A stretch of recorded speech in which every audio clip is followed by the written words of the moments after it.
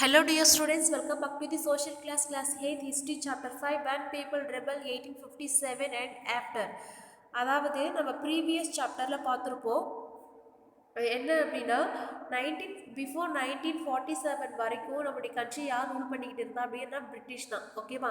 So இந்த British என்ன பண்ணாங்க அப்படின்னா எக்கச்சக்கமான நியூ லாஸ்லாம் கொண்டு வந்தாங்க. அது எல்லாத்தையுமே வந்து நம்மளால ஃபாலோ பண்ண முடிச்சுதான்னு கேட்டால் கிடையாது. ஓகேவா? ஸோ அவங்க ரூல் பண்ணும்போது என்ன அப்படின்னா நிறைய கிளர்ச்சிகள்லாம் உருவாச்சு. அதாவது ரெபெல்ஸ் அப்படின்னு சொல்லுவாங்க. நிறைய கிளர்ச்சிகள்லாம் ஏன் பண்ணாங்க அப்படின்னா அவங்க பண்ணுற அந்த ரூலிங் வந்து யாருக்கு பிடிக்கல, இந்தியாவில் இருக்கக்கூடிய மக்களுக்கு பிடிக்கல. ஓகேவா? ஸோ அந்த கொண்டு வந்த லாஸ் எல்லாமே யார் நார்மல் பீப்புளை மட்டும் அஃபெக்ட் பண்ணல. கிங், குயின், தென் ரூலர்ஸ், இந்த மாதிரி எக்கச்சக்கமான ஹையர் பர்சனுமே வந்து அஃபெக்ட் பண்ணுச்சு அப்படின்னு சொல்கிறாங்க. ஓகேவா? So in this lesson we are going to discuss about the rebellion in 1857 and after. Okay, let's see. Policies and the people. In the previous chapter, you looked at the policies of the East Indian Company and effect they had to know different people. Kings, queen, peasants, landowners, tribal soldiers were all affected in different ways. You have also seen how people resent policies and actions and all their interests or go against their sentiments. அதாவது இப்போ east Indian company அப்படின்றது என்ன அப்படின்னாக்கா அதாவது British தான் சொல்லலாம். ஓகேவா? அவங்க என்ன பண்ணுறாங்க அப்படின்னா இந்த இந்தியா வந்து ஃபுல் அண்ட் ஃபுல்லாக அவங்களுடைய கண்ட்ரோலில் வச்சுக்கிறதுக்கு நிறைய என்ன பண்ணுறாங்க, நிறைய லாஸ்லாம் கொண்டு வராங்க. இந்த லாஸ்லாம் வந்து என்ன பண்ணுது அப்படின்னாக்கா எல்லாருமே வந்து நார்மல் பீப்புள்லேருந்து ஒரு ஹையர் ஆஃபீஸர் வரைக்கும் எல்லாருமே வந்து அஃபெக்ட் பண்ணுது அப்படின்னு சொல்கிறாங்க. For example king, queen, peasants, land owners, tribal soldiers, இந்த மாதிரி எல்லாருமே வந்து அஃபெக்ட் பண்ணுது டிஃப்ரெண்ட் வேஸில். ஓகே, ஸோ இவங்க என்ன பண்ணுறாங்க அப்படின்னா ஒரு ஸ்டேஜ்க்கு அப்புறம் என்ன பண்ணுறாங்க, நிறைய கிளர்ச்சிகள்லாம் வந்து பண்ணுறாங்க. ஓகே, ஸோ அதாவது வந்து பிரிட்டிஷை வந்து எப்படியாவது இங்கிறது வெளியில் அனுப்பணும் அப்படின்றதுக்காக நிறைய அவங்களுக்கு அகெயின்ஸ்டாக வந்து நிறையவே பண்ணுறாங்க. ஓகேவா? ஸோ அது என்ன மாதிரியான ரெபெலியன்ஸ் அப்படின்றத பற்றி தான் பார்க்க போகிறோம். Okay, Nawabs lost their power. Since the mid-18th century, Nawabs and the Rajas had seen their power erode. They had gradually lost their authority and honor.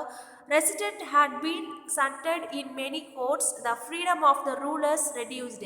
Their armed force disbanded and their revenue and territories taken away by stages.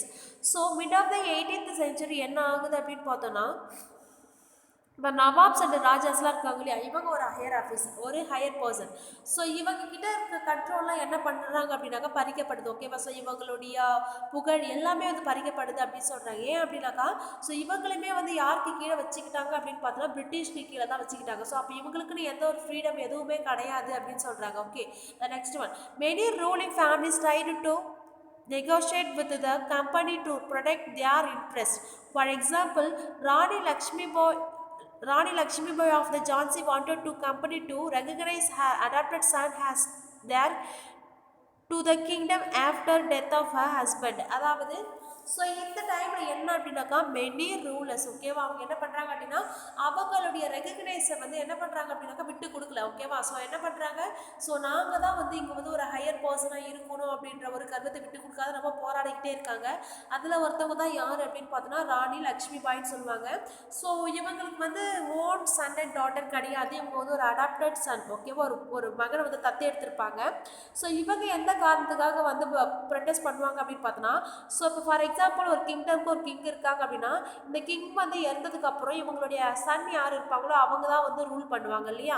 ஆனால் இவங்களுக்கு வந்து சன்னாக இருக்கிறது யார் அப்படின்னா ஒரு adapted Sun. ஓகேவா? ஆனால் adapted Sun அப்படின்றது என்ன அப்படின்னா இப்போ அவங்களுக்கு வந்து ஒரு சன்ன்ற ஒரு அங்கீகாரம் மட்டுமா இருக்குமே தவிர அந்த கிங் இறந்ததுக்கு அப்புறம் இவங்க வந்து அந்த ரூலராக வந்து இருக்கக்கூடாது. ஓகே, ஸோ இதுக்காக தான் என்ன பண்ணுவாங்க அப்படின்னாக்கா இந்த ராணி லக்ஷ்மி வந்து ரொம்ப வந்து ப்ரொட்டஸ்ட் பண்ணுறாங்க அப்படின்னு சொல்கிறாங்க. தென் Nana Sahib, the adopted son of Vishwa Bajirao too, pleaded that be given his father's pension when the later died. However, the company, confident of its superiority and military power, turned down these pleas. அதாவது என்ன சொல்கிறாங்க அப்படின்னா so இவங்களுடைய கண்ட்ரோலில் வந்து நிறைய வந்து கொண்டு வந்தாங்க. அதாவது ஒரு மிலிட்ரி பவராக இருக்கட்டும், அதாவது ராஜா, கிங் இவங்களாம் இருக்காங்க இல்லையா. ஸோ இவங்களுடைய பவரை எல்லாத்தையுமே வந்து யாருக்கு கீழே வச்சுக்கிட்டாங்க அப்படின்னு பார்த்தா பிரிட்டிஷ்க்கு கீழே தான் வச்சுக்கிட்டாங்க அப்படின்னு சொல்கிறாங்க. ஓகேவா? Then Awadh was one of the last territory to be annexed in 1801. The subsidiary alliance was imposed and Awadh and In 1856, it was taken over. Governor General Dalhousie declared that the territory was being misgoverned and British rule was needed to ensure power and administration. அதாவது இப்போ என்னதான் வந்து நம்ம இந்தியாவோட கண்ட்ரியில் வந்து British rule பண்ணிட்டு இருந்தாலுமே கூட ஸோ இப்போ இந்த இந்தியன்ஸ் எல்லாமே என்ன பண்ணுறாங்க அப்படின்னாக்கா அந்த பிரிட்டிஷ்க்கு அகைன்ஸ்டாக வந்து நிறைய ரிபெலியன்ஸ்லாம் பண்ணுறாங்க இல்லையா. ஆனால் இந்த இந்தியாவில் இருக்கக்கூடிய ஒரு சில ஹையர் பர்சன் வந்து என்ன மறைமுகமாக வந்து யாருக்கு ஹெல்ப் பண்ணிட்டு இருந்திருக்காங்க அப்படின்னாக்கா பிரிட்டிஷ்க்கு. ஓகேவா. ஸோ அப்போ இந்த பிரிட்டிஷ் கிட்டே இவங்களுக்கு ஒரு சில அமௌண்ட் கிடைக்கும் அப்படின்றதால இந்த மாதிரியான வேலைகளுமே பண்ணிட்டு இருந்திருக்காங்க அப்படின்னு சொல்கிறாங்க. ஓகேவா. தென் the company even began to plan how to bring the Mughal dynasty to an end. The name of the Mughal king was removed from the coins maintained by company. அதாவது இப்போ ஃபஸ்ட்டு இப்போ ஒரு கிங் ஒரு கட்சி இருக்குது அப்படின்னா அதில் நிறைய கிங்டம்ஸ் இருக்கும் இல்லையா. இப்போ அந்த கிங்டம்ஸை வந்து ரொம்ப பவர்ஃபுல்லாக இருக்கக்கூடிய கிங்கோடைய டைனாஸ்டி தான் வந்து ஃபஸ்ட்டு வந்து என்ன பண்ண ஆரம்பிப்பாங்க அப்படின்னாக்கா டெஸ்ட்ராய் பண்ண ஆரம்பிப்பாங்க. ஸோ அப்போ நம்ம இந்தியாவில் இருந்த ஒரு பெரிய டைனாஸ்டி என்ன அப்படின்னு பார்த்தோம்னா முகல் டைனாஸ்டி அப்படின்னு சொல்லலாம். ஸோ இவங்களுக்கு வந்து என்ன பண்ணாங்க அப்படின்னாக்கா நிறைய வந்து டைனாஸ்டி வைஸ் ரூல் பண்ணிக்கிட்டே வரும்போது நிறைய காயின்ஸ்லாம் வந்து வெளியிட்டாங்க இல்லையா. அந்த காயின்ஸ் வந்து என்ன பண்ணுறாங்க அப்படின்னா ஸோ இவங்களுடைய ஃபேஸ் அதில் இருந்திருக்கும். அது ஃபஸ்ட்டு என்ன பண்ணுறாங்க அப்படின்னா இந்த எக்ஸ்சேஞ்ச் காயினை வந்து ஃபஸ்ட்டு என்ன பண்ணுறாங்க ஸ்டாப் பண்ணுறாங்க. ப்ளஸ் அதில் இருந்து அவங்களுடைய ஃபேஸ் எல்லாத்தையுமே வந்து ரிமூவ் பண்ணுறாங்க. ஓகேவா. இதன் மூலிமா வந்து டைனாஸ்டி அதை முகல் டைனாஸ்டி அதனுடைய பவரை வந்து ரெடியூஸ் பண்ணுறாங்க. Then in 1849 governor general Dalhousie announced that after the death of the Bahadur Shah Jafar, the family of the king would be shifted out of the Red Fort and given another place in Delhi to reside. அதாவது so governor general சொல்லுவாங்க இல்லையா, அவர் தான் யார் அப்படின்னு பார்த்தோன்னா டால்ஹவுசி அப்படின்னு சொல்லுவாங்க. So இவர் என்ன பண்ணுறாரு அப்படின்னா பகதூர் ஷா ஜஃபார் இருக்கார் இல்லையா, அவர் இறந்ததுக்கு அப்புறம் ஓகேவா, அவர் இருக்கும்போது எங்கே இருந்திருப்பாங்க அப்படின்னா ரெட் ஃபோர்ட்டில் தான் வந்து வாழ்ந்துட்டு இருப்பாங்க. ஸோ அவர் இறந்ததுக்கு அப்புறம் அவருடைய ஃபேமிலியெல்லாம் என்ன பண்ண சொல்கிறாங்க அப்படின்னா அவங்களுடைய ஒய்ஃப் அவங்களுடைய சன் எல்லாத்தையுமே வந்து டெல்லியிலே இருக்கக்கூடிய வேறு பிளேஸ்க்கு வந்து ஷிஃப்ட் பண்ணி போக சொல்கிறாங்க. Okay. Then in 1856, Governor General Kanding decided that the Bahadur Shah Jafar would be the last Mughal king in after the death of none of his descendants would be recognized as king. They would just be called prince. அதாவது என்ன சொல்கிறாங்க அப்படின்னா இப்போ டால்ஹவுசி governor வந்து என்ன general governor என்ன சொன்னாங்க அப்படின்னா ஸோ இந்த பகதூர் இறந்ததுக்கு அப்புறம் ஒரு ஃபேமிலி ஃபுல்லாகவே இந்த ரெட் ஃபோர்ட்லேருந்து அனதர் பிளேஸ்க்கு டெல்லியிலே வந்து இருந்துக்கலாம், ஆனால் அனதர் பிளேஸ்க்கு மூவ் பண்ண சொன்னாங்க.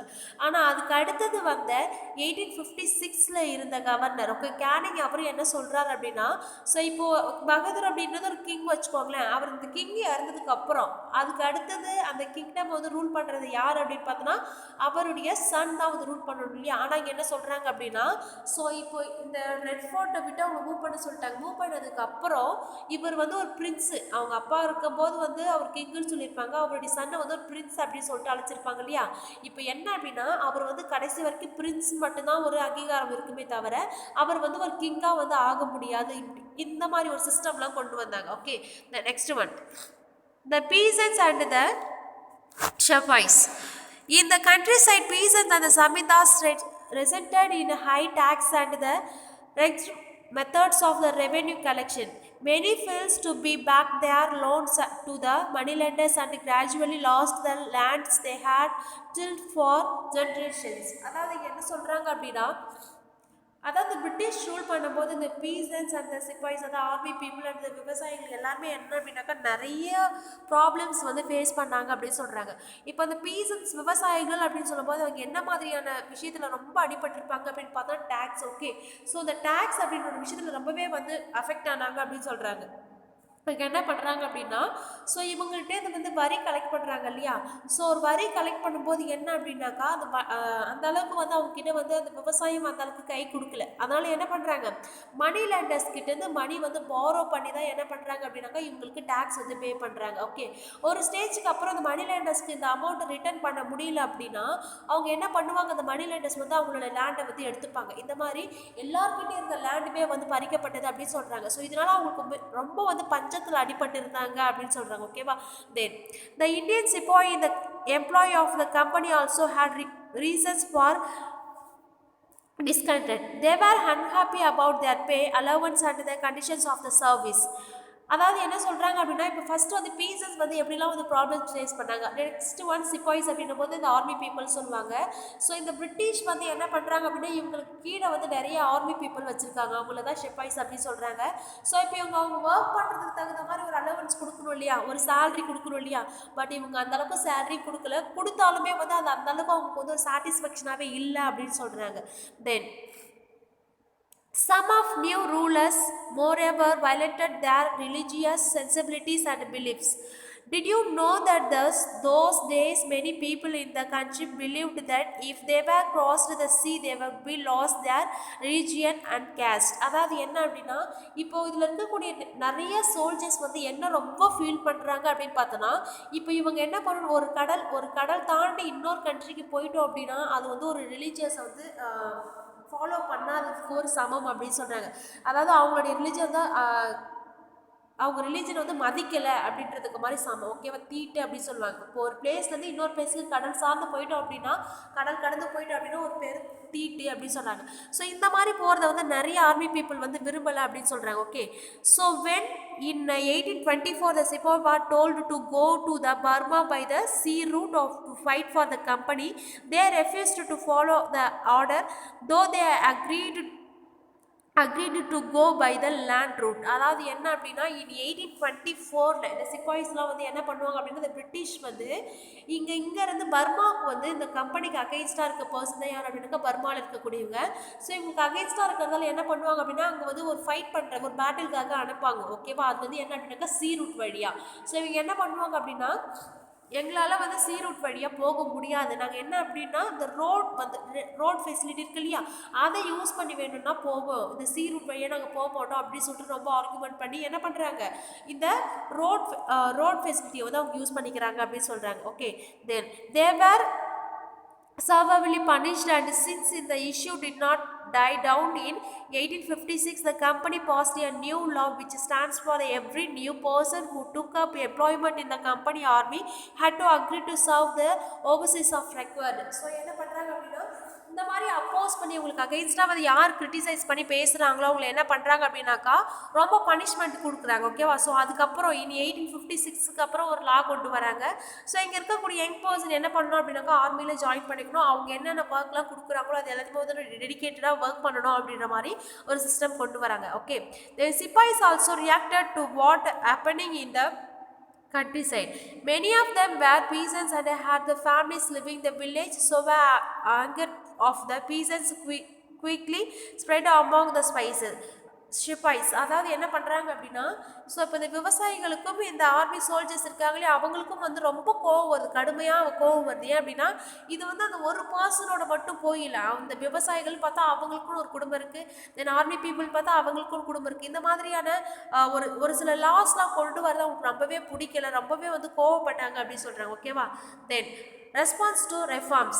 The British believed that Indian societies had no be reformed. Laws were passed to stop and practice of the sati, and they encouraged the remarriage of the widows. அதாவது என்ன பண்ணாங்க அப்படின்னா, ஸோ இதுக்கப்புறம் நிறையா வந்து ரெஃபார்ம்ஸ் வந்து கொண்டு வராங்க. ஓகேவா, ஸோ அது என்ன அப்படின்னு பார்த்தோன்னா, ஃபார் எக்ஸாம்பிள் இப்போ சதி அப்படின்னு சொல்லுவாங்க. சதி அப்படின்றது என்ன அப்படின்னா, இப்போ ஒரு ஹஸ்பண்ட் இருக்கார், ஸோ அந்த ஹஸ்பண்ட் இருக்காங்க இல்லையா, ஸோ அந்த ஹஸ்பண்ட் வந்து இறந்ததுக்கு அப்புறம் இந்த ஒய்ஃபு என்ன பண்ணுவாங்க அப்படின்னா அவர் கூடயே போட்டு எரிச்சிடுவாங்க. ஓகேவா, இந்த மாதிரி ஒரு சிஸ்டம் இருந்தது. இந்த சிஸ்டமை வந்து ஃபுல்லாகவே வந்து பேன் பண்ணாங்க அப்படின்னு சொல்கிறாங்க. ஓகேவா, இந்த நெக்ஸ்ட் ஒன் இது விடோன்னு சொல்லுவாங்க. ஓகேவா, இப்போ ஹஸ்பண்ட் இறந்ததுக்கு அப்புறம் அந்த விமனை வந்து என்ன சொல்லுவாங்க, விடோன்னு சொல்லுவாங்க. இந்த விடோ வந்து இதுக்கு முன்னாடி வந்து தூக்கி நெருப்பில் போடுவாங்க இல்லையா, அதுக்கப்புறம் ஒரு நியூ சிஸ்டம் கொண்டு வந்தாங்க. அதுதான் என்ன அப்படின்னு பார்த்தோன்னா, இவங்க வந்து ஒரு ரீமேரேஜ் பண்ணிக்கலாம். ஓகேவா, ஸோ அந்த விடோ வந்து ஹஸ்பண்ட் இறந்ததுக்கப்புறம் அந்த விமனை வந்து ஒரு ரீமேரேஜ் பண்ணிக்கலாம் அப்படின்ற ஒரு சிஸ்டம் கொண்டு வந்தாங்க. ஓகேவா, the next one English language education was actively promoted. So அந்த இங்கிலீஷ் ஆங்கில கல்வி அப்படின்றத ரொம்பவே வந்து ப்ரமோட் பண்ணாங்க அப்படின்னு சொல்கிறாங்க. After 1830 the company allowed Christians missionaries of the functions freely in the domains and even own land and property. So அதாவது என்ன சொன்னாங்க அப்படின்னா, இந்த ஸ்டேஜில் வந்து இந்த கிறிஸ்டியானிட்டியை வந்து ரொம்பவே வந்து ஸ்ப்ரெட் பண்ணாங்க, மக்களிடையே வந்து கிறிஸ்டியனை வந்து ரொம்ப ஃபாலோ பண்ணணும் அப்படின்னு சொல்லிட்டு நிறையவே வந்து restrictions கொண்டு வந்தாங்க. In 1850 a new law was passed to mark convention of the Christianity easier. These laws allowed the Indian who had converted to the Christianity in the inheritance property of his ancestors. அதாவது என்ன பண்ணாங்க அப்படின்னா, இப்போ இந்த religion கன்வர்ஸ்ட் பண்ணுறது அப்படின்றது ரொம்ப கஷ்டம். ஓகேவா? ஃபார் எக்ஸாம்பிள் இப்போ ஹிந்துலேருந்து கிறிஸ்டியானிட்டிக்கு மாறுறாங்க அப்படின்னா ஈஸியாக மாறிடலாம். ஆனால் கிறிஸ்டியானிட்டிலேருந்து மற்ற கேஸ்ட்டுக்கு எதாவது மாறணும்னா மாற முடியாது. ஓகேவா? அது ஒரு டஃப் டாஸ்க் அப்படின்னு சொன்னாங்க. இந்த நெக்ஸ்ட் ஒன் என்ன சிஸ்டம் கொண்டு வந்தாங்க அப்படின்னு பார்த்தோன்னா, இப்போ யாராவது இப்போ நம்மளுடைய தாத்தா அப்பா இவங்களுக்கு நம்மளுடைய ஃபாதர்ஸ் நம்மளுடைய கொள்ளு தாத்தா அப்படின்னு சொல்லுவாங்க இல்லையா, அவங்களுக்கு இருக்கிற ப்ராப்பர்ட்டி இப்போ நம்ம வந்து டைனஸ்டி வைஸ் வந்து நம்ம என்ன பண்ணுறோம் அப்படின்னாக்கா ஆண்டிக்கிட்டு வரோம். ஓகேவா? ஆனால் இங்கே என்ன கொண்டு வந்தாங்க அப்படின்னா, உங்களுடைய ஆன்சிஸ்டர்ஸோடைய ப்ராப்பர்ட்டி நீங்கள் இன்ஹெரிட் பண்ணணும் அப்படின்னா நீங்கள் என்ன பண்ணணும், கிறிஸ்டியானிட்டியை வந்து ஃபாலோ பண்ணால் மட்டுமே தான் உங்களுடைய தாத்தா அவங்களுடைய சொத்தை வந்து ஆள முடியும் அப்படின்ற மாதிரி ஒரு சிஸ்டம் கொண்டு வந்தாங்க. Then many Indians began to feel that the British were destroying the religion, these social customs and their traditional ways of life. அதாவது என்ன சொல்கிறாங்க அப்படின்னா, இந்த இந்தியன்ஸ் வந்து ரொம்பவே வந்து அஃபெக்ட் ஆனாங்க அப்படின்னு சொல்கிறாங்க. அதாவது என்ன அப்படின்னா, நமக்கு ஃபேவராக இருக்குது, நமக்கு பிடிச்ச அந்த ரிலீஜனை கூட நம்மளால் ஃபாலோ பண்ண முடியல. ஸோ அந்த அளவுக்கு என்ன பண்ணுறாங்க அப்படின்னாக்கா ஒரு பேட் சுச்சுவேஷனை வந்து க்ரியேட் பண்ணுறாங்க. நம்மளால வந்து ஃப்ரீடமாக இருக்கக்கூட முடியல அப்படின்ற மாதிரி ஒரு திங்கிங் வருது. தென் there were of the course other Indians who wanted to change exist social practice. You will read about this reform and reform movement in chapter 7. அதாவது என்ன அப்படின்னா, ஸோ இது எல்லாமே வந்து ஒரு பெரிய கிளர்ச்சிகள்லாம் வந்து உருவாக்குச்சு அப்படின்னு சொல்கிறாங்க. ஸோ அது வந்து ஒரு பெரிய ஒரு சோஷியல் மூமெண்ட் அப்படின்னே சொல்லலாம். ஸோ இதை பற்றி நம்ம வந்து சாப்டர் 7ல் பார்க்கலாம். Okay children, in this class so far we have discussed about when people rebel 1857 and after. In that we have discussed the policies and the people. Nawab lost their power. The next one, response to reforms. Okay children, rest of the part we will see on the next class. Okay, thank you to all.